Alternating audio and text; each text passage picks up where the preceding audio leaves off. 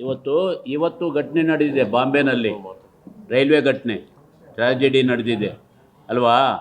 ಅದಕ್ಕೆ ಪ್ರಧಾನಮಂತ್ರಿಗಳನ್ನ ನಾವು ರಾಜೀನಾಮೆ ಕೇಳೋಕೆ ಹೋಗಿದ್ದೀರ? ನಾವು ರೈಲ್ವೆ ಮಂತ್ರಿನ ಕೇಳಿದ್ದೀರ? ಇವಾಗ ಅಧಿಕಾರಿಗಳ ಮೇಲೆ ತಗೊಳ್ಬೇಕಲ್ಲ, ಅಲ್ಲೂ ಇನ್ನೂ ತಗೊಳ್ಳಿಲ್ಲ, ಗೊತ್ತಾ ನಿಮಗೆ?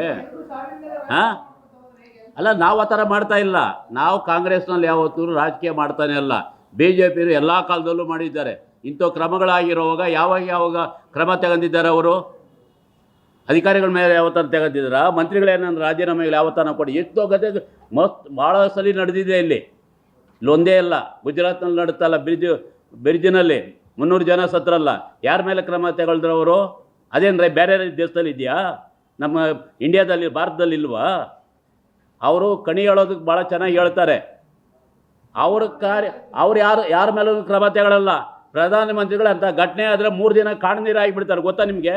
ಸಿದ್ದರಾಮಯ್ಯರು ಘಟನೆ ಆದ 10 ನಿಮಿಷಕ್ಕೆ ಅದರ ಮೇಲೆ ಏನು ಕ್ರಮ ತಗೊಳ್ಬೇಕು, ಏನು ಮುತುವರ್ಜಿ ಮಾಡಬೇಕು, ಯಾರನ್ನು ನೋಡಬೇಕು, ಯಾರನ್ನು ಸಂತ್ರಸ್ತರನ್ನ ಇದು ಸಮಾಧಾನ ಮಾಡಬೇಕು ಅಂಥ ಕೆಲಸ ಯಾರನ್ನು ಮಾಡಿದ್ದಾರೆ ಬಿ ಜೆ ಪಿನಲ್ಲಿ? ಎಲ್ಲೇನ ಯಾವುದೇ ರಾಜ್ಯಗಳಲ್ಲಿ ಎಷ್ಟು ಚೆನ್ನಾಗಿ ಆಗಿದೆ. ಇಲ್ಲ ಅಂತೂ ನಾವು ಹೇಳಲಿಲ್ಲ. ಅದನ್ನು ನಾವೇನು ಸಮರ್ಥನೆ ಮಾಡ್ಕೊಳ್ತಾ ಇಲ್ಲ ಇಷ್ಟು ಬೇಗನ.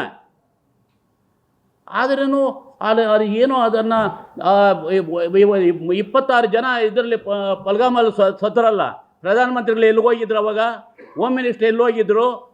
ಅವರಿಗೆ ಆ ಹೆಣ್ಣು ಮಕ್ಕಳು ಅವ್ರ ಬಾಧೆಯನ್ನು ಹೇಳೋದಂದರೆ ಸೋಷಿಯಲ್ ಮೀಡಿಯಾದಲ್ಲಿ ಅವರು ಎಷ್ಟು ಇದು ಟಾರ್ಚರ್ ಮಾಡಿದ್ರು ಅವರ ಹೆಣ್ಮಕ್ಳಿಗೆ. ಅವ್ರು ಮಾತಾಡಿದ್ರೆ ಇವತ್ತು ಅವ್ರಿಗೆಲ್ಲ ನೋವಾಗಿಲ್ವ? ಕುಟುಂಬದವ್ರಿಗೆ ಯಾರನ್ನ ಮಾತಾಡ್ತಾ ಇದ್ದಾರಾ? ಒಂದೇ ದಿನದಲ್ಲಿ ಅವ್ರು ಮುಗಿಸ್ಬಿಟ್ರು ಮಾತಾಡ್ದಿರಾ? ದಬ್ಬಾಳಿಕೆ ಮಾಡಿ ಆ ಹೆಣ್ಮಕ್ಳಿಗೆಲ್ಲ ಯಾರ್ಯಾರು ಅವರ ಪತಿಗಳು ತೀರೋಗಿದ್ದಾರೋ ಹೆಣ್ಮಕ್ಳಿಗೆಲ್ಲ ಸೋಷಿಯಲ್ ಮೀಡಿಯಾದಲ್ಲಿ ಮಾತಾಡದೆ ದಬ್ಬಾಳಿಕೆ ಹಾಕಿ ನಿಲ್ಲಿಸಿದ್ದಾರೆ. ಅದ್ಯಾವ ದೇಶದಲ್ಲಿದೆ? ಮಾತಾಡಿದ್ರೆ ಭಾಳ ಇದೆ.